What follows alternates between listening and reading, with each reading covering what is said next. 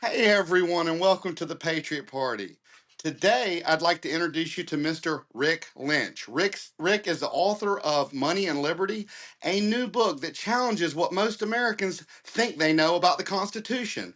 Rick, it's great to have you on the show. Please tell us a little bit about yourself. Oh, hey there. Well, what am I? I'm a retired government speechwriter. I've been writing a long time. I've sold stuff to like New Line Cinema and Dove Books and St. Martin's Press, and former Marine, and lived here in the Washington, D.C. area in Virginia for my whole life. Well, first off, I'd like to thank you for your service on Oh, behalf of the Patriot Party for your service to the country. And it said that you had done 30 years of personal research into the intentions of the framers. Tell us a little bit about that. well, it all started. Well, I'd always had something of an interest in the subject back in the late '80s, I guess, after the Marines. Um, I guess I was just didn't know anything about politics. But I noticed that both sides were always claiming the framers for their own. So that started me with an interest, and there I am in college, and it really got started. It was one of those road to Damascus moments. We had been reading. Is video and audio, right? It's just audio.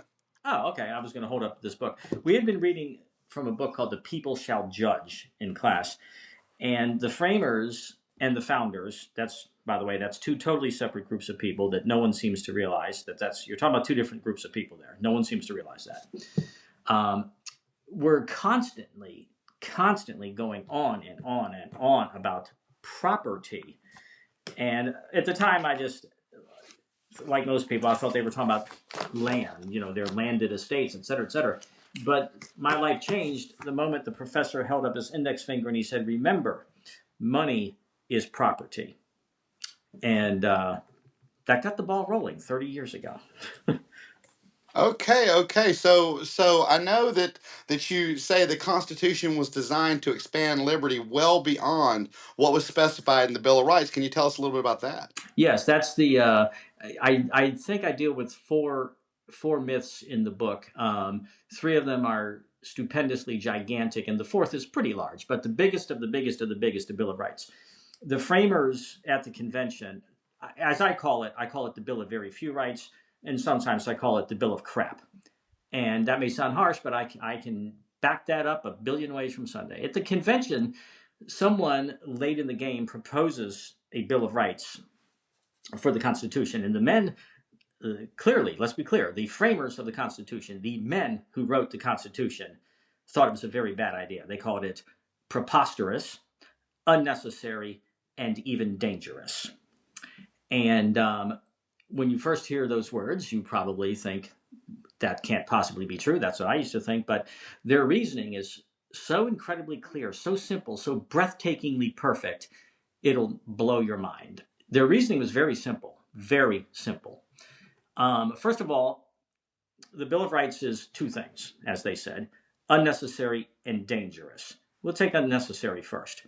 Okay. The framers had a much, much, much better idea for protecting our rights. Instead of writing this tiny little list known as the Bill of Very Few Rights, and here are your rights, the framers had a much better idea. And not only better, their idea is diametrically opposed to the Bill of Rights idea. It's 100% opposite. It's the exact opposite. Their idea was this: we will write a tiny little list, but that tiny little list is Article 1, Section 8, the enumeration. These are the powers of the federal government listed in the enumeration. The power to establish boring stuff. We can secure the border. We can have a post office. We can have post roads. We can pay the army. Dot, dot, dot, dot, dot, dot, dot. Anything not on this little list is retained by the people.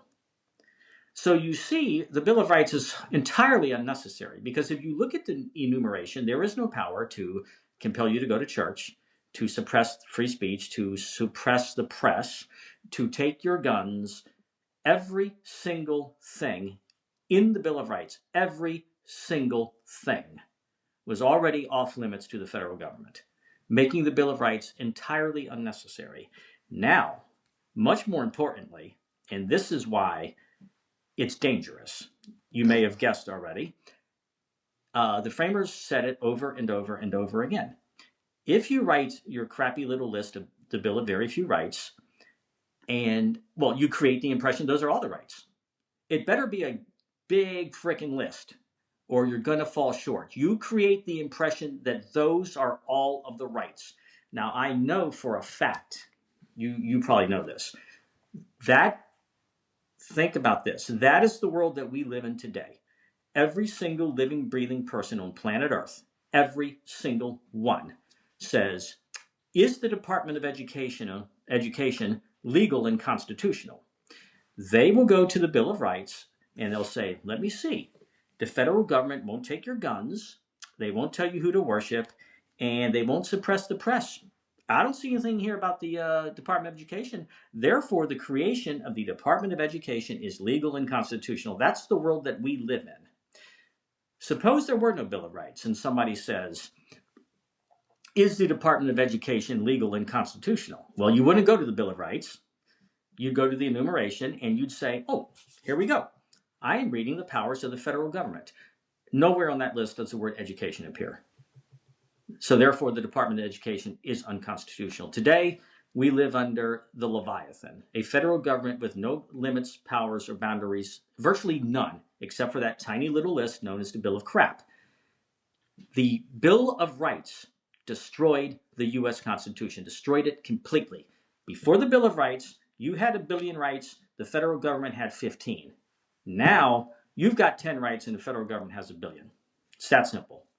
No one can argue that. No one. I have a very interesting quotation, and it's just another way of saying it.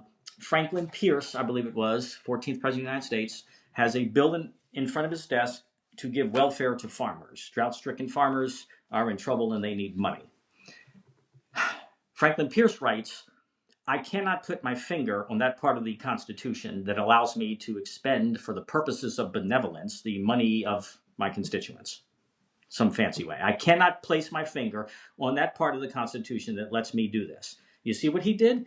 He went to the enumeration and looked for specific permission to spend your money and give it to somebody else. He did not find it. Your money was safe. If he had gone to the Bill of Rights, again, a strategy exactly opposite that of the bill, the enumeration, that of the framers. If he had gone to the Bill of Rights, he'd have looked at the Bill of Rights and said, I am going to seek for a specific prohibition that says you cannot give welfare to farmers. He would not have found it, and your money would have left your pocket. I don't know how much simpler to put it. We live under the Leviathan, and it's the fault of the Bill of Rights more than anything else. And the framers, forget Rick Lynch, the framers said it, and they said it over and over and over. This Bill of Rights creates the impression that those are all the rights you have. Period. So it limits Americans instead of actually giving them rights that it's supposed to. Exactly. Oh, yeah, yeah. And again, all those rights were already secure in the first place. Every one of them. They were already secure. Yeah, it limits your rights to those in the list, and that's it. If it's So what would be your so at the Patriot Party we say ambiguous laws breed bureaucratic overreach and judicial activism. oh, that's And that's very within the well said. yes, yes, and that's kind of what this movement is based on, trying to to to pass some legislation to where an independent committee outside a non-governmental independent committee has to stamp the laws as constitutional before they can go into law. Mm-hmm, mm-hmm. So, how would, if we didn't have the Bill of Rights and we had the article that you're speaking of, how would you challenge things if it's that seems, I mean, I understand that you're saying that, okay, if it's not here, the federal government can't do it. Yeah. But if there's nothing specific to go to other than if it's not here, the federal government can't do it, then, I mean, would that be what they would use to gauge if something's constitutional? Because it doesn't give them the direction that the Bill of Rights does. Yeah, yeah. I think that was the intent, and it worked for 150 some years. That was the intent.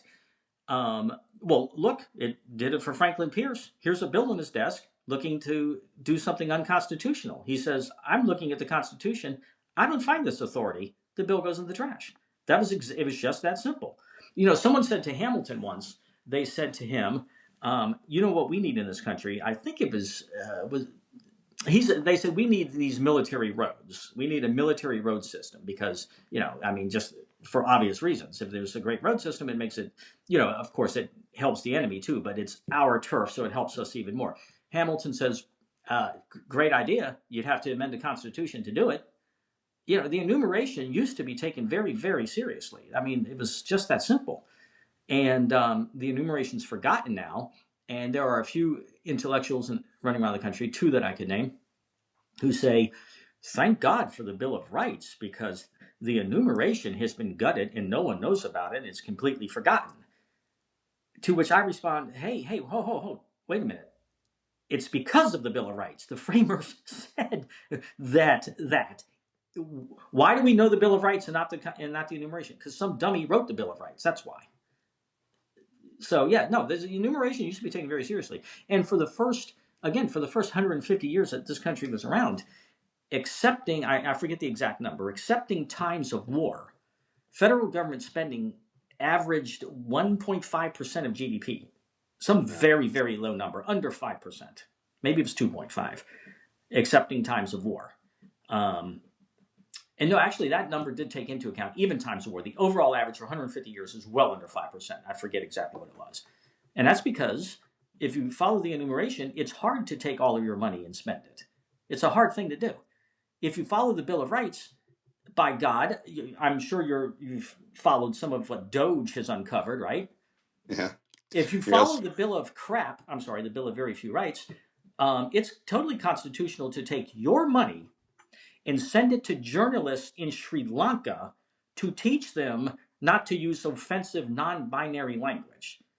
See, if you follow the Bill of Rights, every single penny that you make or ever will make is up for grabs to the federal government. They can spend your money all day, every day, on anything whatsoever that they please, if you follow the Bill of Rights. Okay. I can't push back on that because I haven't done any research down that avenue of perspective of the Bill of Rights. The only thing I could say is, we've looked into kind of, and this is a little subjective, but we've looked into when the ambiguous laws started. And I mean, they pretty much started almost immediately after the framers and kind of the next generation of politicians. I Mm-hmm. mean, if you look at the Insurrection Act and all these other acts, they're so vague. You got these judges that, well, I think Congress meant Yeah. for this. Well, if you think we don't know as citizens, and then void by vagueness, we need to know. A citizen of average intelligence is supposed to know what these laws mean. If they shouldn't need an encyclopedia and a legal expert to know what these laws mean. We're supposed to be able to read the laws and know what they mean. So Yeah. these ambiguous laws have been going for hundreds of years. That's very true. And darn it, I used to, this is kind of off the subject of my book, but I used to remember one of the very early laws. Yeah, Congress has been writing vague, ambiguous, exactly what does it mean? We'll fill in the blanks as we go law for a very long time. And I agree with you, that's a big problem. That's a huge problem. I don't know what one could do about it, but yeah, that is a problem. Well, this whole entire system from top to bottom is broken. I mean, it's just broken. And one of the big problems is let's say you've got a massive mega federal emergency that the federal government is supposed to tackle and handle. It's a big gigantic emergency, right? Mhm. Well, what's going to happen? They'll write a bill to fix it, a bill that could be 50 words, right? And it will be 50,000 words because every single one of your reps is going to attach to that bill his welfare, and the president better sign it, or oh God, these people are starving because of this emergency, and the president won't sign the bill. The whole entire system.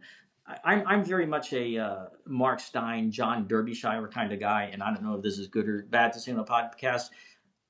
It's broken. It's irreparably broken. It never will be fixed. It's over. It's finished. We're done. And the Constitution itself ceased to exist a very long time ago. The minute you got rid of the enumeration, expanding the federal government's jurisdiction to every single thing imaginable, because again, under the Bill of Rights, sending your paycheck to Sri Lanka to teach journalists not to be offensive is 100% constitutional if you look at the Bill of Rights. The moment we enter that world, the gig was up and the game was over. And yeah, ambiguous laws is just, one of the problems. The Congress, I don't believe it can be fixed. So I want you to explain this to the audience and me as well. So, what in the Bill of Rights allows the federal government to send journalists in Sri Lanka money for non-binary whatever? What allows that? Because as the framers predicted, it's actually really, if you think about it, the Bill of Rights doesn't allow it. It's the way the Bill of Rights is misinterpreted. It's the implication.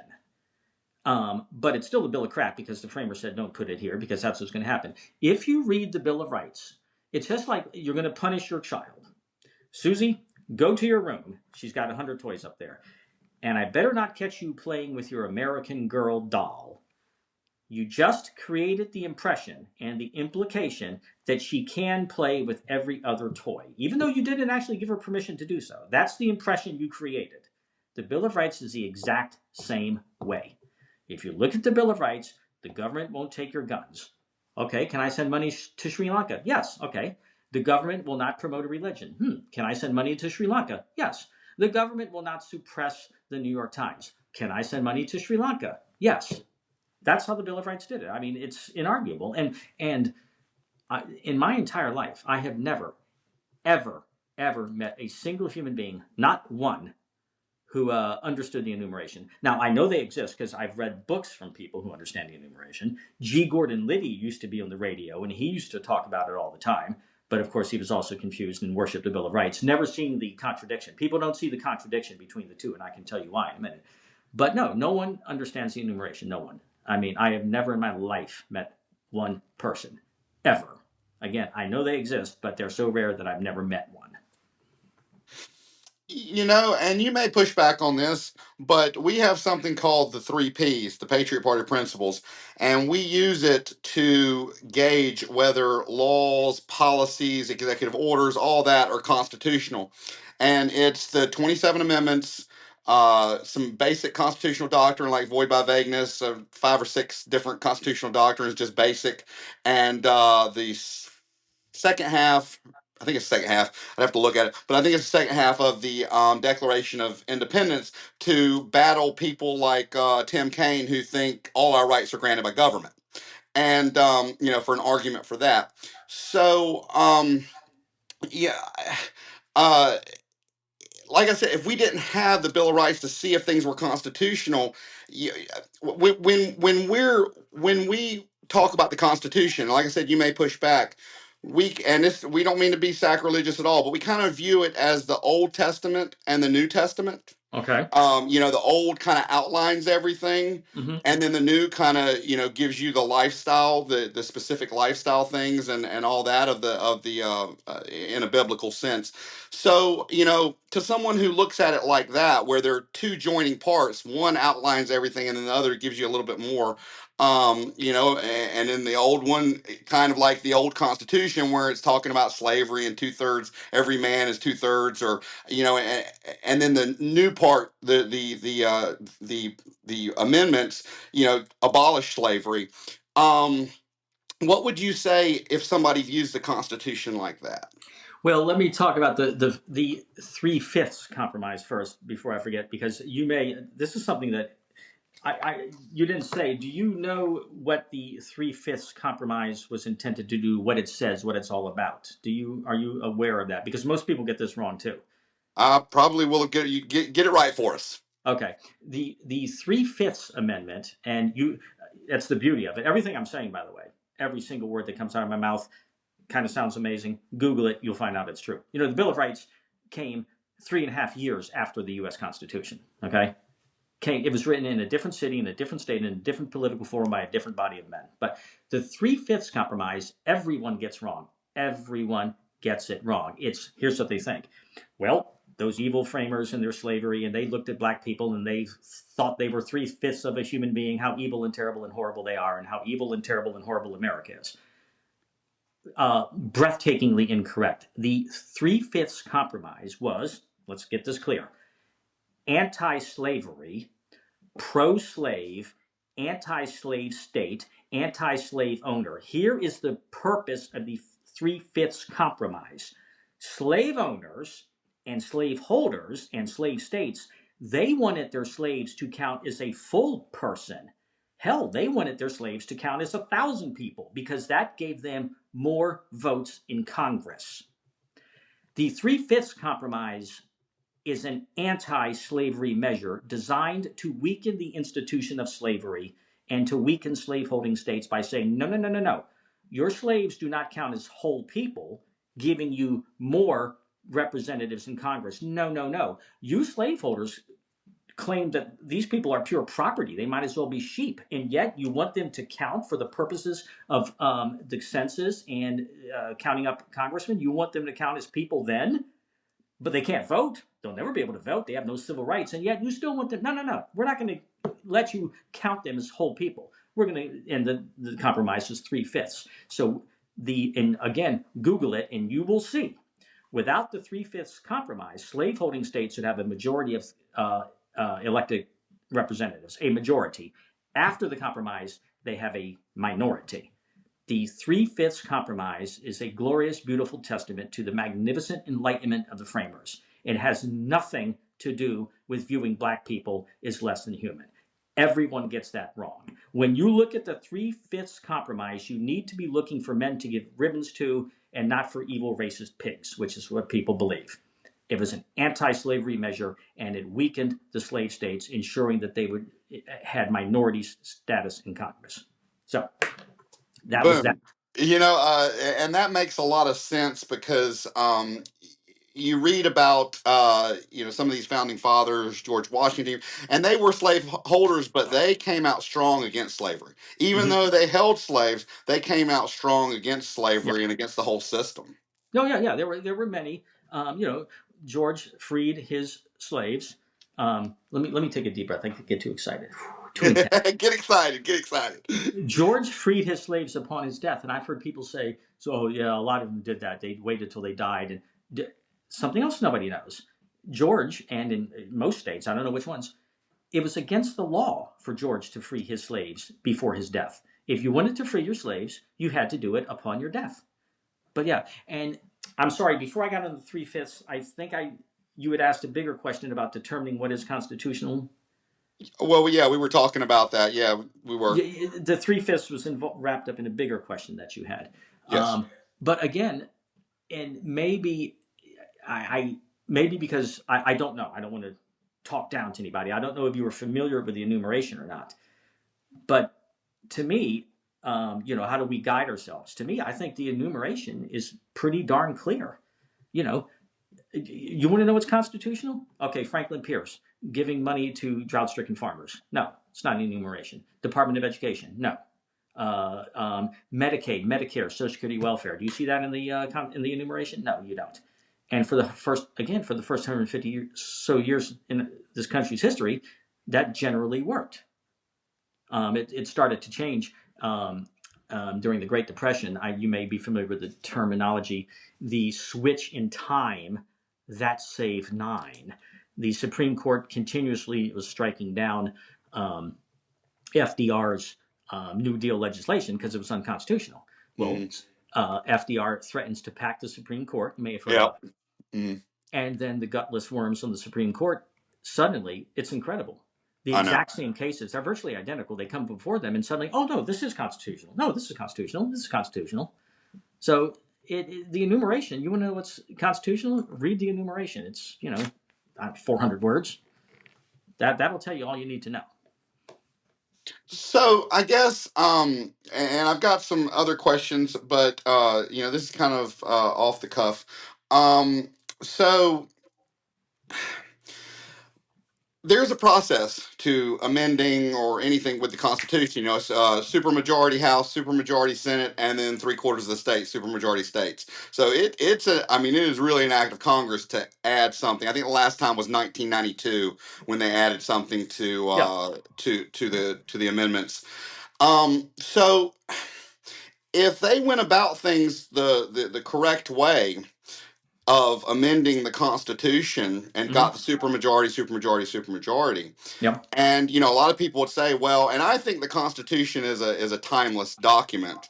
The way that and some of those historical Declaration of Independence, the way that they wrote them, it was meant to grow with the country. But a lot of people would say, well, as new things come up, we have to, we couldn't have thought about that 150 years ago. No. We have to do it now. So, what would your response be, or your pushback be to people that say, well, I mean, the amendments, there's nothing unconstitutional about amending the Constitution in the proper format? Oh, no, absolutely not. This argument, I don't understand this argument at all. It comes up all the time. Well, back in the day, they didn't have cars, and they didn't have this, and they didn't have that. Endless. Here's the very, very simple, incredibly simple solution to that existed then. It's never stopped existing, and it shoots that argument to pieces. The federal government, James Madison explained, again, handcuffed and checked by the enumeration, a very small government. He said, you're never even going to know the federal government exists except in times of war, basically, okay? The federal government's not going to be involved in your life. The state governments were left with a lot of power, a lot. There's nothing today, I don't think there's anything today that exists, including broadband internet, that cannot be handled if the federal government did not exist and only the state governments existed. Because even back then, interstate commerce was something that the feds could regulate. So here comes the radio and the telegraph and the internet and interstate roads. The federal government can regulate those. It says right in the Constitution, interstate commerce. So even issues like that were already covered. But the states, if you say that it's simply not imaginable to live without some kind of social security system, there is nothing in the Constitution that would prevent the federal government is not allowed to establish a social security system, but there's nothing in the Constitution to prevent your states from establishing a social security system or any other type modern legislation. Nothing. That's how I would deal with that argument. Okay, so tell us why the framers feared the poor and what welfare meant in 1787. Oh, well, the entire thrust of the book is gigantic mega super myth number 2. The first is the Bill of Rights. The second is, what are your precious, beautiful natural rights? What are the most important natural rights? What keeps the framers up at night? And the answer is money. There are lots and lots of juicy quotations in the book. John Adams said that your property, and remember, money is property, your property is as sacred as the laws of God.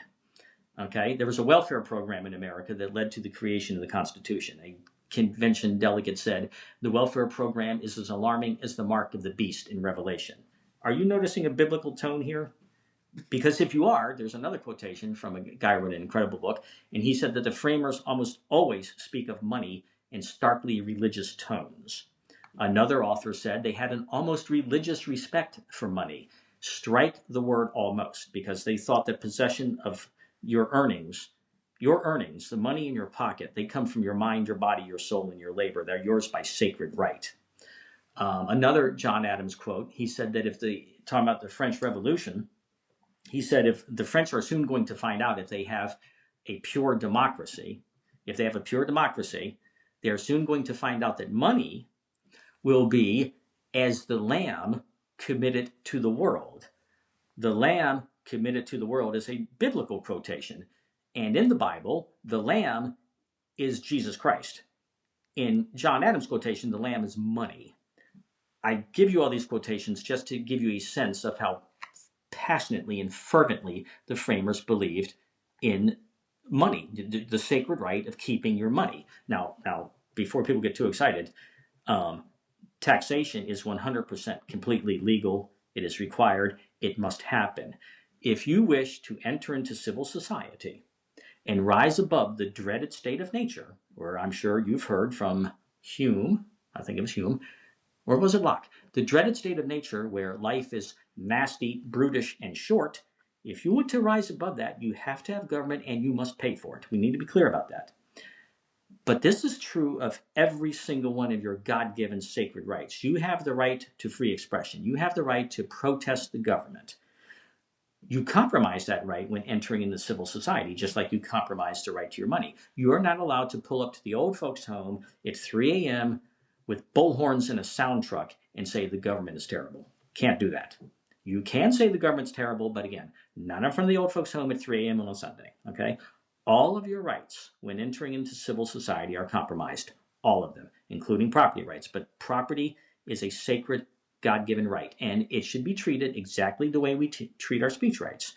Infringed upon only minimally and only when necessary. Taking your money and sending it to Sri Lanka to give to newspapermen is not respecting your God-given natural rights or giving it to other people for welfare. Now, that's how the framers viewed money. What is that going to do with the Constitution? Here's myth number 3. How and why was the Constitution written? Do you have any idea what prompted those men to gather in Philly and write the Constitution? Why did they do it? Most people I mean, well, you go ahead. You go ahead. Most people, well, first of all, it's tough to get an answer out of anybody. Most people simply refuse to answer that question, I think, because they don't know it and they don't want to look like they don't know it.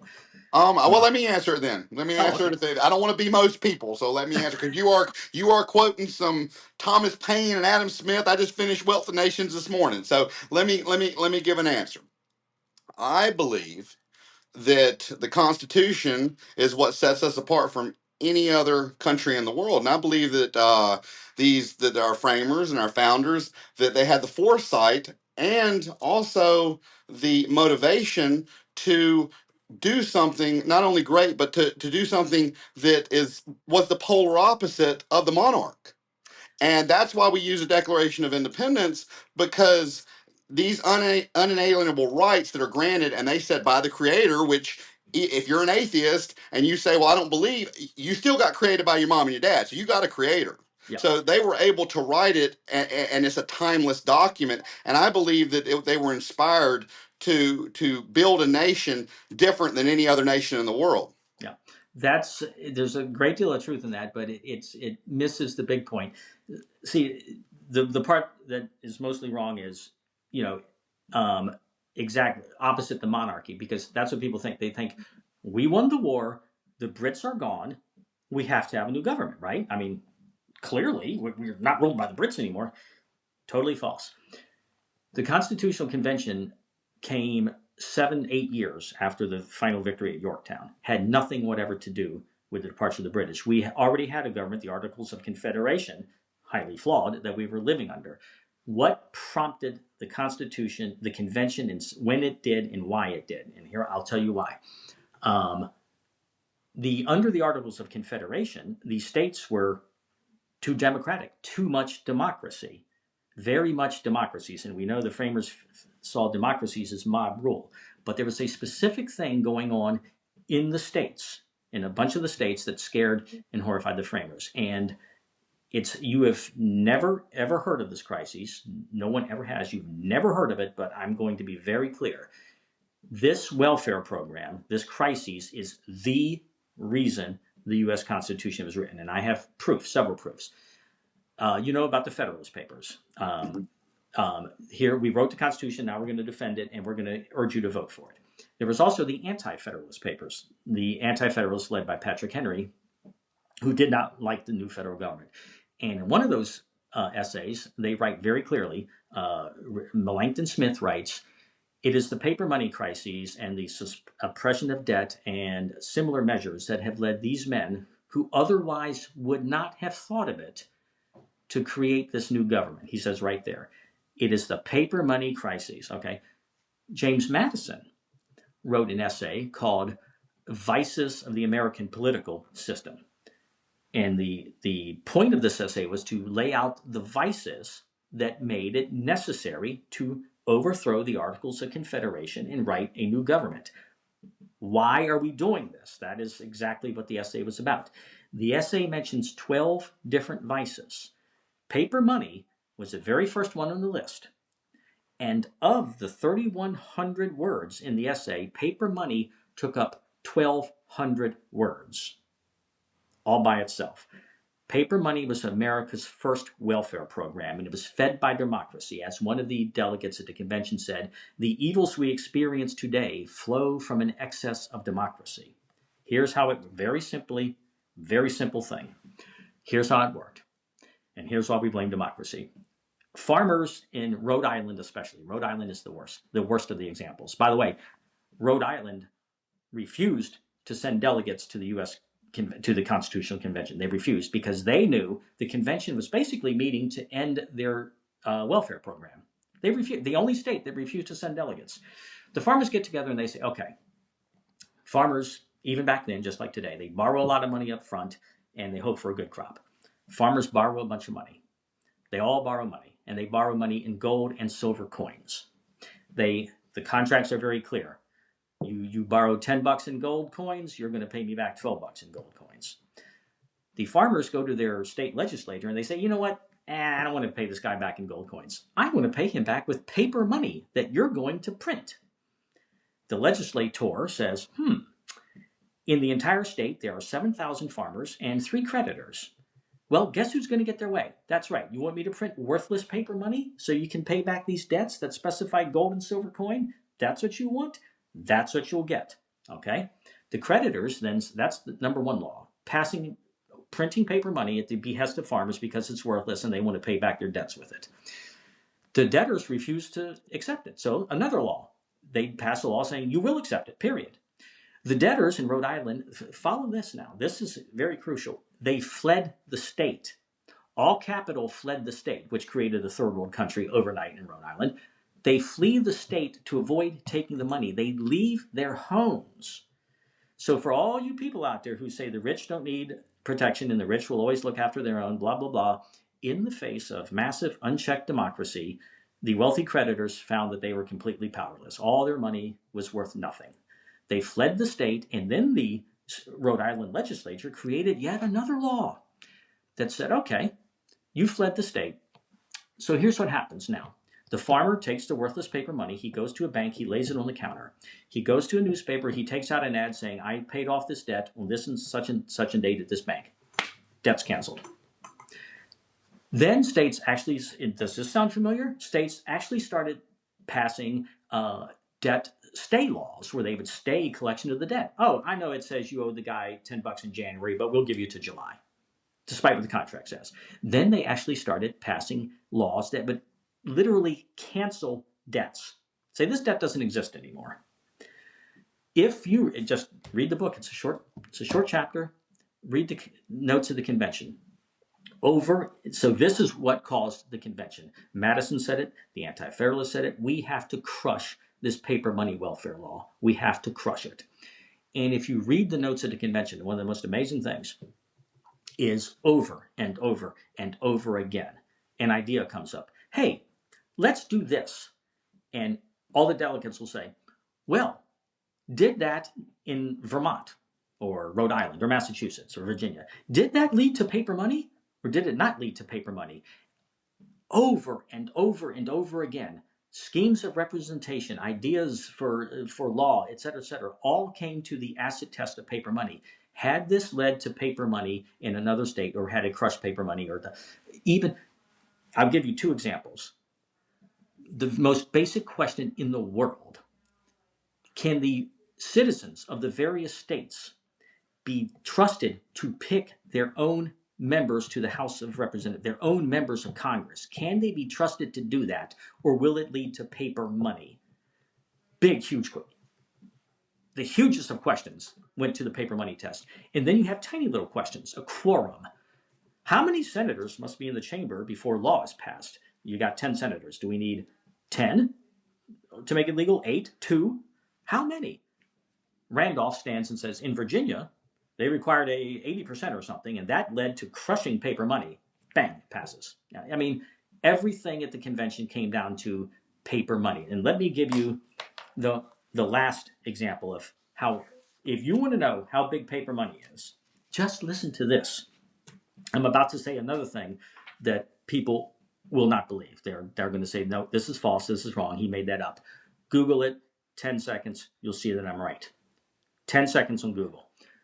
After the Bill of Rights is ratified, most people don't realize that it did not apply to the states, period, at all.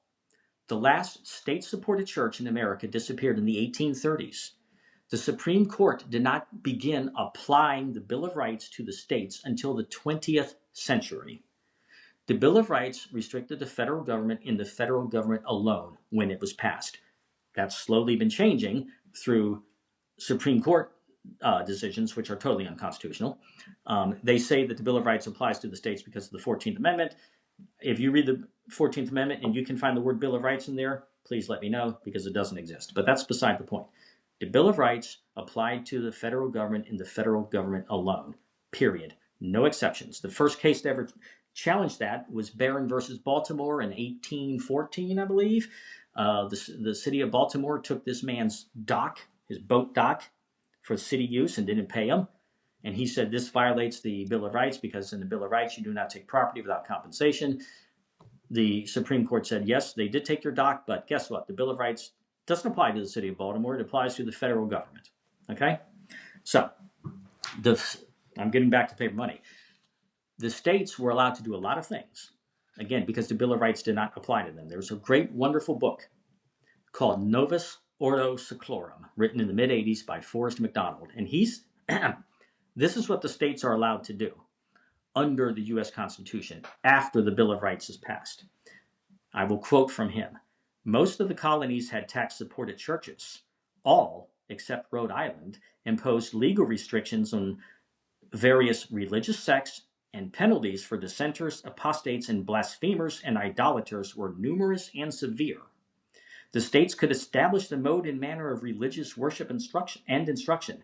They could levy taxes for the support of religion. They could stifle dissent, stifle freedom of the press, of speech, of inquiry. They could regulate food and drink and clothing for purposes of moral and religious instruction. Let me say that again. They could tell you what you are allowed to eat and drink. However, just to let you know how important paper money was to the framers, in Article 1, Section 10, you find a very tiny little list of the things states are not allowed to do. They can't have their own army. They can't have their own navy. They can't engage in international diplomacy. But the only thing on that list that applies to the people and their rights, no more, you will not print paper money. You will not impair contracts. Nothing but gold and silver will be a legal payment. You will not suspend or cancel debt collection. In Article 1, Section 10, the framers said, you want a state-supported church? Not a problem. You want a welfare program? Not a chance. That's how passionate the framers were about the paper money welfare program and crushing it. And I know that is a lot to mull over, and I know for a lot of people it's simply not believable, but Google is your friend. The framers saw state-supported churches, and they didn't write a syllable, utter a word, or lift a finger to change that state of affairs. But paper money welfare, not a chance. They killed that program. That's how important, that's how the framers viewed your money. That's what they thought about it. Now, you were talking about the Constitution and the difference in the state and all that, but doesn't the Constitution apply to states because they are basically an arm of the government and they take government funds, federal funds, and that makes them, you could even apply it to some universities and stuff to say Yeah. they're an arm. And that's what they were going to do with censorship last administration when the government was telling these private companies, do this, do this, do this, which went against our rights. A lot of people are saying, well, you could challenge it and say, well, now they're acting as an arm of the government. Well, you are correct. That is largely how we operate today, but every single bit of that is unconstitutional. I mean, it's all unconstitutional. The federal government has no constitutional authority to be giving here's the story goes. Harvard, you took my $50 million, now you have to obey my rules. It was unconstitutional to give Harvard the money in the first place. Period. All these problems go away. Oh, it's another one I love. Oh, Montana doesn't like the 55-mile-an-hour speed limit. Montana doesn't have to take those federal highway dollars. I'm like, wait a minute. What federal? There's no such thing as a federal highway dollar. Where did the federal government get that highway dollar? They got it from the people of Montana in the first place. Well, think about this for a minute. What is the purpose of the people of Montana handing the feds $10 of their money so the feds can you mess around with it, attach a handling fee, send the money back to Montana and say, here's how you're going to spend it? Well, what's that all about? That's ridiculous. It's wasteful. But no, you're right. That is how we operate today with these complications you just said, but they shouldn't exist. If the federal government was not sending my money to Harvard, we wouldn't have that problem. Harvard can do what it wants. Obviously, I think So that. in essence, you're almost kind of agreeing. This is apples and oranges, but it maybe it's apples and apples, but just a different variety of apples. So the state is a sovereign, the federal government is a sovereign. They're each individual sovereigns, and the Supreme Court they ruled. I don't know, several years back, how a person could be charged with the same charge, state and federally, and it was not double jeopardy. Oh, that's been going on for a very, very long time. That Hmm. goes back to a lot of famous civil rights cases. Um, the southern states wouldn't prosecute obviously guilty Klansmen and stuff, and they'd come up with a phony little charge, and the feds would say, no, no, that's bull. So that's been going on for a very, very long time. It's not a violation of double jeopardy if the state charges you with action and the federal government charges you for the same thing. Now, if you're asking me my opinion on that, No. I'm saying, well, yeah. Let me get your opinion. But what I was saying is, each one's their own sovereign. You're saying they're not. If they can do that and they can Mhm. justify it, then what you're saying here about roads or whatever is they're different entities. Yes, that's true. I'm not certain of the question. There are things the states can do and things they can't do, and vice versa with the federal government. No, I was just making an analogy, a comparison to how you said, the dollars, intermixing the dollars for highways in Montana. Yeah. Mhm. Federal versus state. I was saying you're more of the mindset of each one's their own sovereign, and that's where the line needs to be drawn. Yeah, exactly. The thing is, this comes to the concept of federalism, and federalism is created by the enumeration. The enumeration creates two separate governing the state and the feds. The enumeration created that. They each have their own separate spheres. And let's just take education. I have never in my life understood how it makes sense for the people of Pennsylvania to send their money to Washington, to let Washington subtract a handler's fee, to let senators from 49 other states put their fingerprints on it, and then to send some of the money back to Pennsylvania with laws and instructions on how to use it. Explain to me why that makes sense. And Not only does it not make sense, it's inefficient.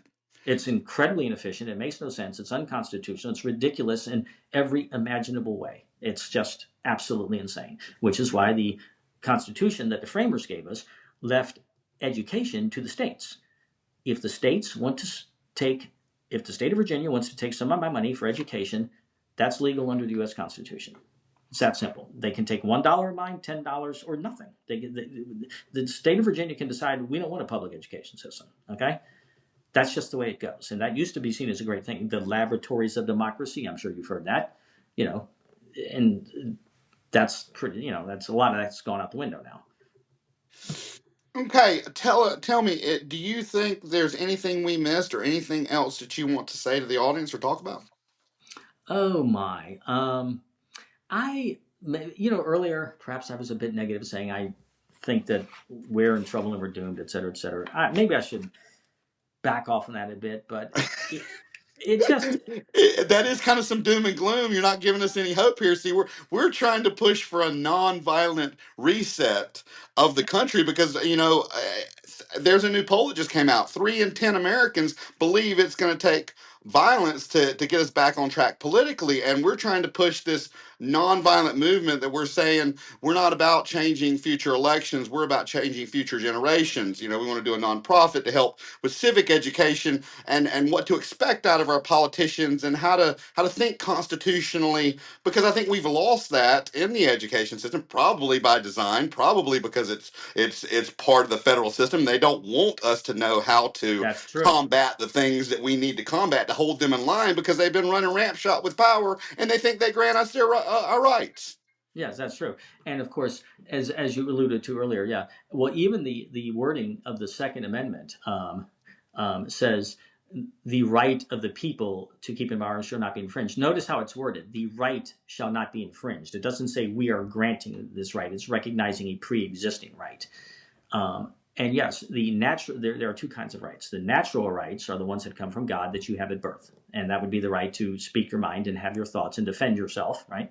Those are natural rights. And there are civil rights, such as voting, which, that's if I'm a 10-time convicted felon, I don't have that right. See, that's a civic right that can be taken away as opposed to a natural right.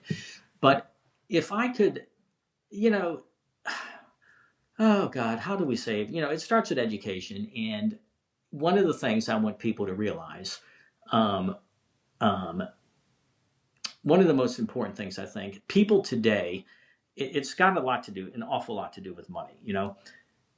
Um, if your mind and your body and your soul and your hands create something, um, yes, people, that is a sacred right. That is a thing.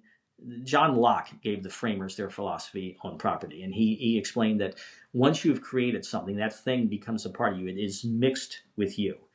That thing that was laying in nature that you put your hands upon and changed, the very nature of the thing has changed. And yes, this is yours by sacred right. You created it with the mind that God gave you.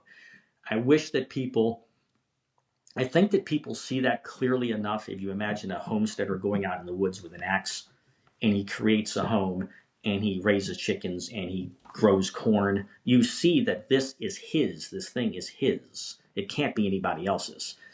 People completely lose sight of that if a man instead chooses to spend 40 hours a week analyzing spreadsheets for AT&T.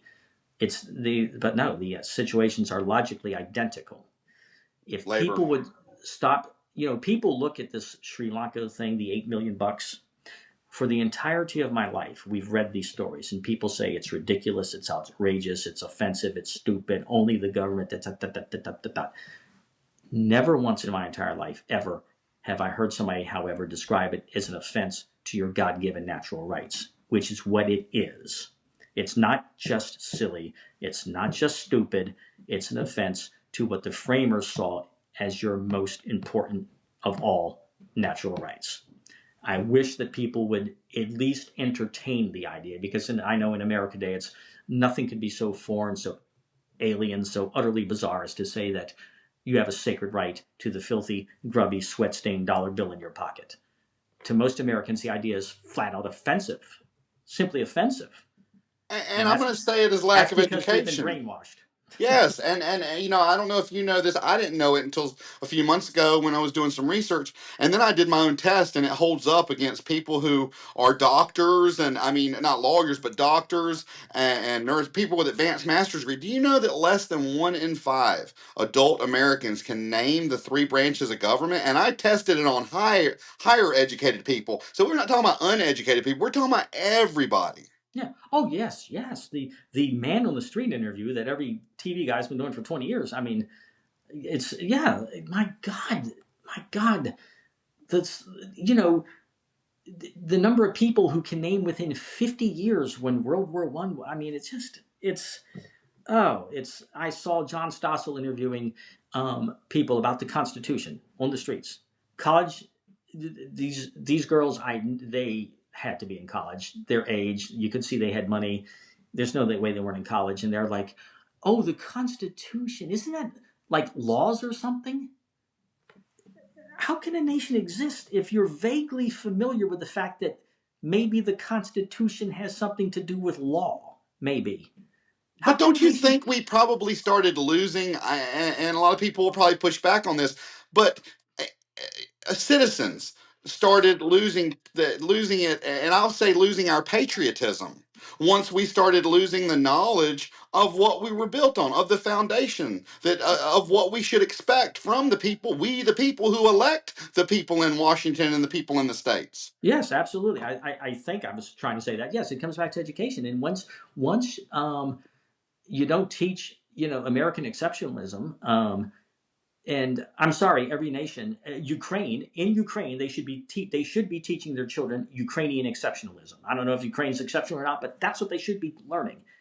You don't have a country if you have 300 million citizens going around with absolutely no concept, clue, or I mean, if you are vaguely aware that possibly the Constitution has something to do with laws, you don't have a country. It starts with education. It will always start with education, and and it would be nice to put the genie back in the bottle and have the federal government get out of my life. But that's Isn't that what Ronald Reagan? I've said it before on here. Ronald Reagan said, when the government knocks on your door and says they can do something better than you slam it in their face and run the other way. exactly, precisely. And of course, they think that's exactly what they think. Again, just look at education.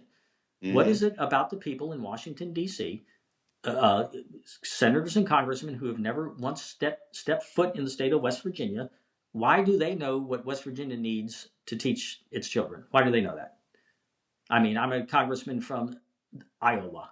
Couldn't find West Virginia on the map. Why are my fingerprints on the money that West Virginia sent to me and then I'm sending back to West Virginia with instructions on what to do about education? Why are my fingerprints on that money?